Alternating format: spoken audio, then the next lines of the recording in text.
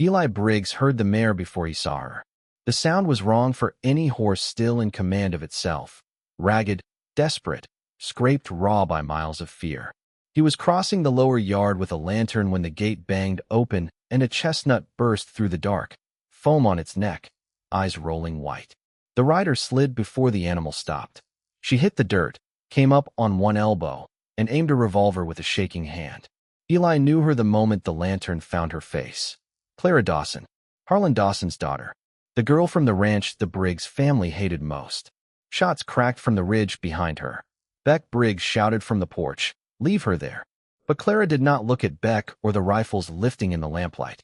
She looked only at Eli, as if in the whole hard country he was the last door not yet shut. "If my father gets me back tonight," she said, breath breaking under the words, "your family loses more than land." Before we go further, settle in wherever you are and let us know in the comments where you're listening from tonight.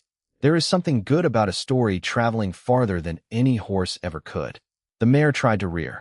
Eli stepped in close, laid his palm flat against her neck, and spoke low until the trembling animal stilled beneath his hand. That was his gift. Horses trusted him before people did. Men said he had a quiet way with stock. What they meant was that silence listened better than shouting. Then he crouched beside Clara. Mud streaked her skirt. Blood ran down her sleeve. Dark bruises were rising along her throat in the shape of a man's hand. In her other fist, she clutched an oilskin packet so tightly her knuckles had gone pale. By then Beck and Rowan had come down from the porch, rifles ready, and Wade Briggs stepped out behind them with grief carved so deep in his face it looked permanent. Every Dawson was an enemy in that yard. 7 years earlier, at Bitterwash, Wade's daughter Mara had taken a bullet in the middle of a creek fight the Dawsons always claimed the Briggses started. Nobody in Wade's house had spoken the Dawson name without bitterness since. "Who did that to you?" Eli asked Clara. "Men who stop being loyal when truth gets expensive," she said. "Truth about what?" Wade asked. Clara lifted the packet an inch. "About Mara Briggs. About the South pasture. About cattle your family never lost to drought. That changed the air faster than the gunshots had." Beck swore. Rowan stepped closer. Eli took Clara's revolver before she sagged and caught her under the shoulders. "You bring her into this house," Beck said. "You may as well dig our graves now." Eli rose with her weight against him. "Then we'd better stay alive enough to use them later." He carried Clara past his brothers and into the kitchen. Nobody stopped him. Eli almost never defied anyone. The few times he did, it always felt as if he had crossed a line long before he spoke. Wade cut away Clara's sleeve with sheep shears while Mrs. Givens from the bunkhouse boiled cloth and muttered that every feud ended in women bleeding for men's pride. The bullet had only torn through flesh, but the wound was deep and dirty. Eli warmed water at the stove and kept his hands steady by force. He had been 12 when Mara died. Old enough to hear the shot, old enough to see her fall, old enough to remember that he had stayed frozen behind a rock while she reached for him through the dust. Since that day, he had taught himself one thing above all others. When the moment came, move. Clara set the oilskin packet on the table. Inside lay a leather ledger, a county map, and 3 water right certificates. Beck bent over the pages first. Then Rowan. Then Wade. There were cattle tallies, false brand transfers, grazing counts entered under dead men's names, and a list of cash payments to Sheriff Lester Quill. Tucked into the back was a page in Harlan Dawson's own hand. Briggs stock. Move through dry widow cut after moonrise. Creek trouble if Wade resists. Quill says no jury for a dead hothead girl. No one spoke. Wade snatched the page up so fast it crackled. "Mara." Clara's voice stayed level, though pain was cutting through it. "My brother Luke found the ledger 3 years ago. After that he died in a wash, and they called it a fall from a horse. I found it again tonight in my father's stove box. Tomorrow Judge Holloway signs the South pasture over on a tax claim built from those same lies.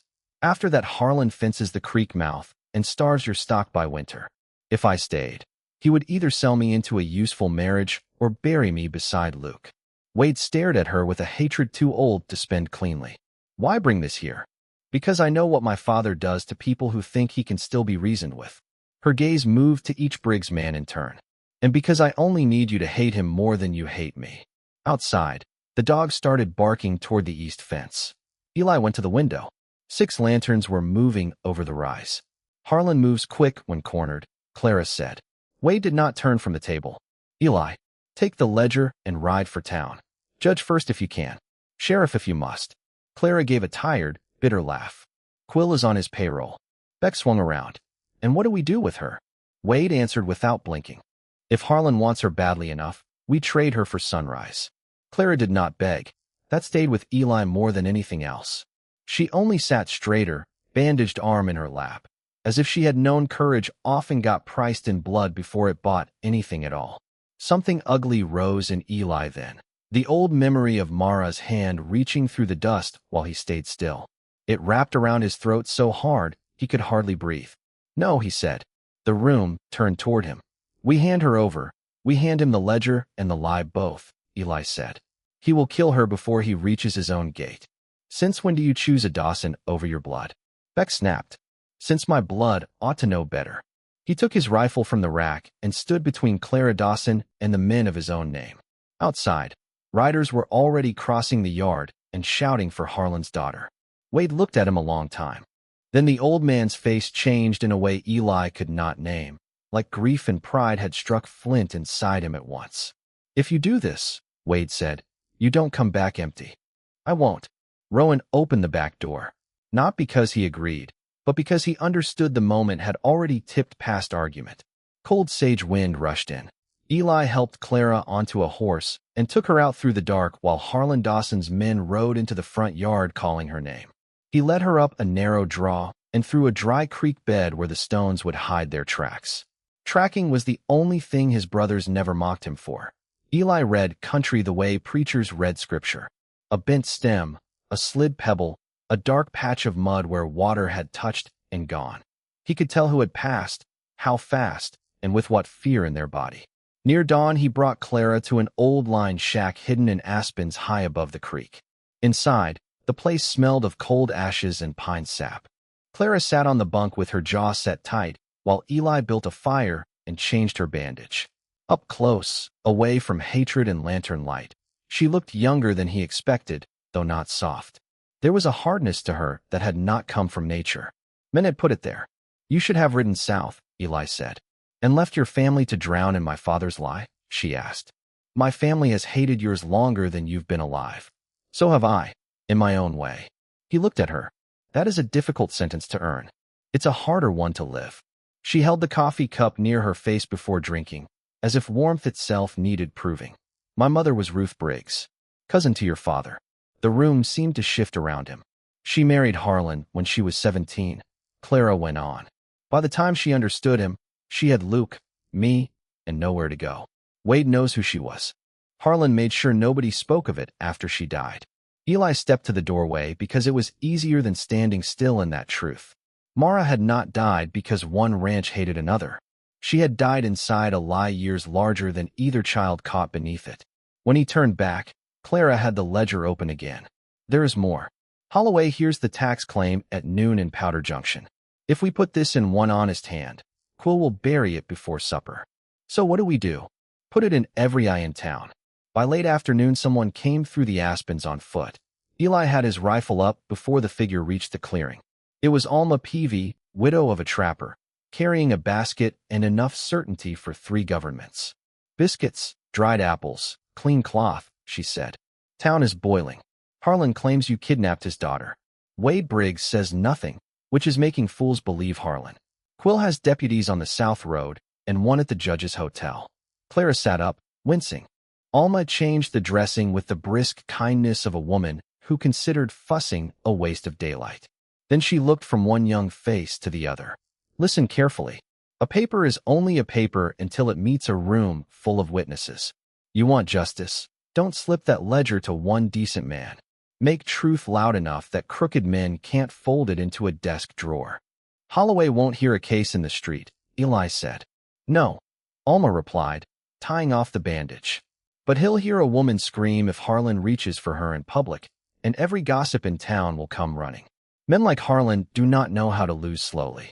That is their weakness. At the door she paused. Your father sent no message. Your brother Beck is mad enough to bite iron. And for what it's worth, Eli Briggs, some folks call a quiet man weak because silence doesn't shake the windows. doesn't mean it won't hold the whole house up. After she left, the line stayed with him. That evening, Clara copied names and dates from the ledger while Eli watched the ridge. She wrote in a hand so neat it looked carved. "Why did your father teach you the books?" he asked. "He didn't. He forgot I was in the room." The words hit harder than they should have. She kept writing. "Luke used to say invisible people hear the truest things," she said. "Men lie best when they think only other men count." Eli thought of Mara, loud and clever and forever spoken over by fools who thought a woman's laughter meant lightness. Luke sounds like he deserved better. He did. So did your sister. He looked up. "You knew Mara?" Clara nodded. "At a church social once. My ribbon tore, and she gave me hers without a second thought. When Mara died, my father said Briggs' blood invited bullets. My mother cried where he couldn't see. That was the night I learned some houses rot from the inside long before they fall." Wind moved through the aspens. A branch snapped somewhere in the dark. Clara watched him for a moment. "At the start of this, if you had handed me back, no one would have called you cruel." "No, but you didn't." He kept his eyes on the window. "What would you have done in my place? Would you have trusted the daughter of the man who helped bury your sister?" That is the kind of question that reaches beyond one story and lands in anybody listening with a wound of their own. What do you do when mercy looks dangerously like betrayal? Clara answered softly. "I do not know if I would have trusted me. I know I would have remembered what it costs to become my father." The first shot shattered the window. Glass burst inward. Clara dropped behind the bunk. Eli fired back on instinct and heard a hoarse scream outside. More shots followed. Smoke belched from the stovepipe where a bullet punched through. Men moved among the trees, too many to count cleanly, and then Harlan's voice came through the dark, smooth and terrible. "No need to die over this, daughter. Come out now, and I may forgive the embarrassment." Clara's face changed at the sound. Not fear. Certainty. "He came himself," Eli said. "Of course he did," she answered. "He hates witnesses." The back door splintered under a kick. Eli shot through the wood, and a man dropped against it with a grunt. "We break left for the creek," he said. "He'll run us down in the open." "Not if he thinks the ledger stayed inside." He thrust the copied pages into Clara's hands, shoved the ledger under green wood in the stove box, and kicked over the lamp. Fire licked up the wall at once.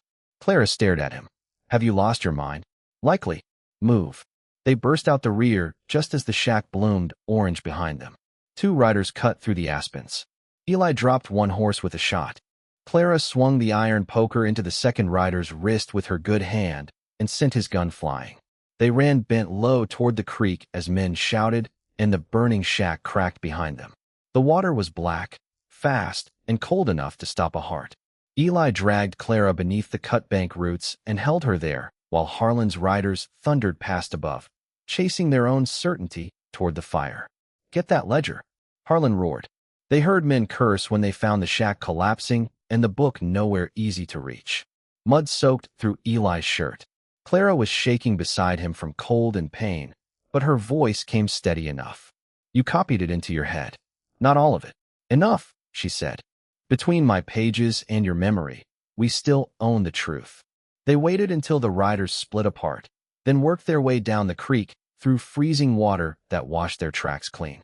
By dawn they reached Powder Junction from the north, creek-soaked, smoke-streaked, and exhausted. Alma hid them in the loft above her feed shed while church bells rang over town. At 11, the mercantile hall filled with ranchers, merchants, wives, drifters, and every soul within 10 miles who loved a public wreck. Judge Holloway laid out his papers at the front table. Sheriff Quill stood by the door with one hand resting too easily on his holster. Harlan Dawson arrived last, coat brushed, boots shining, face arranged into the patient sorrow of a wronged father. Beside him walked Beck Briggs in chains. Eli went cold. Harlan took him at dawn. Alma whispered. "Quill says he fired on deputies." On the floor below, Wade and Rowan pushed through the crowd, both looking 10 years older than yesterday. Beck's lip was split. He kept turning his head, searching for Eli and finding only strangers. "If I step out now, Quill grabs me first," Clara whispered.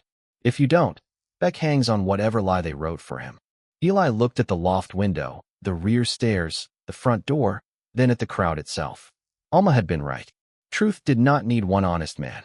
It needed witnesses. He leaned close and whispered the plan. When Holloway called the hearing to order, Eli slipped out the loft window, crossed the roof, dropped into the alley, and circled toward the front. Inside, Quill had already begun swearing that Briggs' cattle had trespassed Dawson Range for years and that Beck's arrest proved the family's violent nature. Clara waited until the room had settled into the lie. Then she screamed. It was not the frightened cry of a hunted girl. It was a tearing, furious sound that snapped every head toward the loft stairs as she came down bareheaded, bandaged, and blazing. The hall broke apart around her. "Harlan Dawson," she shouted. "Tell them how you paid Quill from your black ledger. Tell them how Luke died after he found your books. Tell them how Mara Briggs was worth less to you than a creek gate." Harlan's face lost all arrangement. "Clara!" Quill lunged toward her. Wade moved to block him. Rowan came in behind. Judge Holloway pounded the table for order and got none. Then Eli came through the front door carrying the ledger, charred at the edges but whole in the middle. At dawn, before riding into town, he had gone back to the ashes and dug it out with a shovel and his bare hands. Every voice in the room faltered. Quill reached for his gun.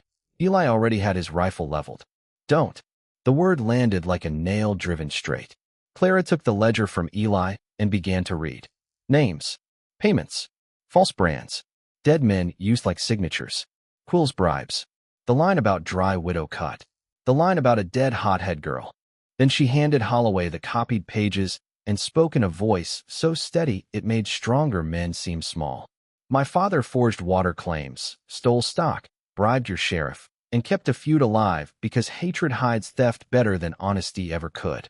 If this court means anything, prove it now." Harlan smiled then, but it was the wrong smile. The one men where when the last polite piece of them falls away. "Everything you ever ate came off my land," he said.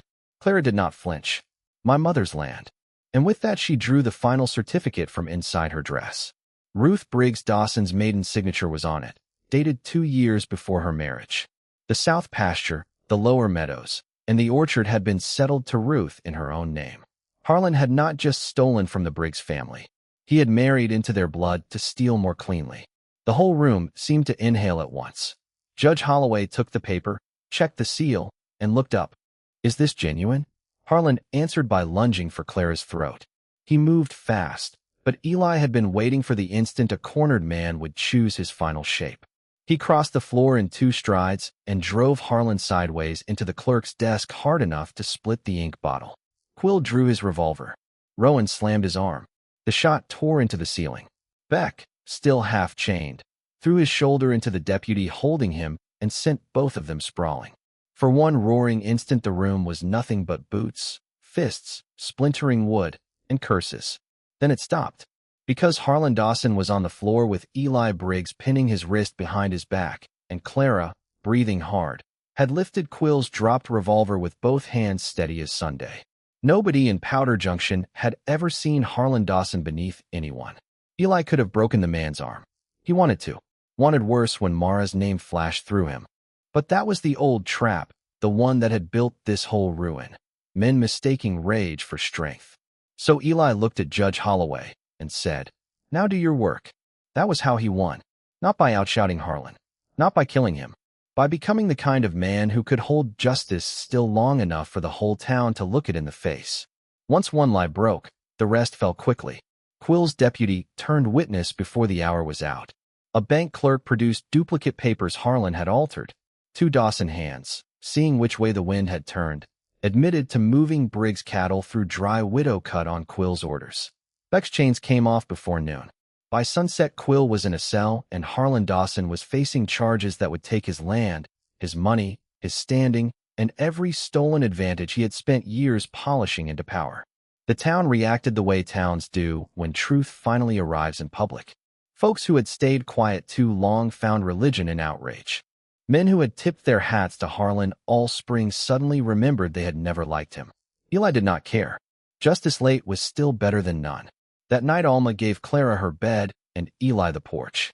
He sat with his burned palms wrapped in salve while the boards cooled under him and crickets stitched the dark together. Clara came out with 2 cups of coffee and sat beside him. "I used to think if I ever got clear of him," she said, "I would feel grand. Like the sky would come down close enough to touch. And mostly I feel tired enough to sleep for a week." He laughed softly. So did she. It was the first free sound he had heard from her. After a while he said, when Mara died, I kept seeing her hand in the dirt reaching for mine while I stayed frozen. I thought if I carried that long enough it might count as payment. Did it? No. It only made a smaller man out of me. Clara let the quiet hold between them like something sacred. Then she gave him the line he would carry the rest of his life. Lonely isn't the same as empty, Eli. Empty stays empty. Lonely is just room waiting on the right voice. If this story is moving you, you are exactly who we write these for. A like and a subscribe is a small way of telling us to keep bringing people like Eli and Clara all the way home. He turned toward her. Come back with me tomorrow. To the Briggs place? Yes. Your brother Beck would sooner hug a rattlesnake. Beck can learn. And your father? Eli thought of Wade standing in that hall, while Ruth's name rose from the grave, and Mara's truth finally found daylight. My father has lived with grief so long he mistakes it for loyalty, he said. But even he looked tired of hating tonight. Clara's smile came slowly, as if it still did not trust good things to stay. You make dangerous offers sound almost safe. I'm not offering safe. He took her rough work-worn hand and held it between both of his. I'm offering a place where nobody asks you to become smaller. Her fingers tightened around his. That may be the nearest thing to safe there is. They kissed there on Alma's porch, not like young fools chasing sparks, but like two people who had carried winter too long and finally found a fire neither wanted to leave. Morning brought trouble with the light. Two Dawson cousins threatened suit. A pair of hired men tried to torch the Briggs hay shed and were driven off by Rowan and Beck together, which was miracle enough to make Alma laugh for an hour. But the law, once forced into the open, kept moving. Harlan's holdings were seized pending judgment. The bank withdrew the false tax claim on the south pasture. Ruth's original acreage, including the orchard and lower meadows, passed to Clara as sole surviving heir. She paid the honest debts, sold what needed selling, kept enough cattle to work the land, and offered the Briggs family open access to the creek during the dry months in exchange for one condition only. No child raised on either place would ever again be fed the feud like bread. Wade accepted at sunset in front of both households. He looked at Clara a long time before speaking. Your mother laughed like Mara, he said at last. I should have remembered that sooner. For Wade Briggs, the sentence was apology, blessing, and surrender all at once. Beck never did hug the rattlesnake. But the next morning, he fixed Clara's broken gate before breakfast and left a sack of apples on her porch with no note. In some families that is practically poetry. Late that summer Eli and Clara married beneath a cottonwood at Bitter Wash, not to erase what had happened there, but to answer it. Alma cried openly. Mrs. Givens cried louder. Rowan pretended dust had blown into his eye. Wade placed Mara's silver hair comb in Clara's hand before the vows and said, Family ought to travel toward the living whenever it can. By the first frost, the old hatred had thinned into something smaller than memory. The two ranches traded labor in storms, borrowed tools without suspicion, and sent calves through the same lower gate.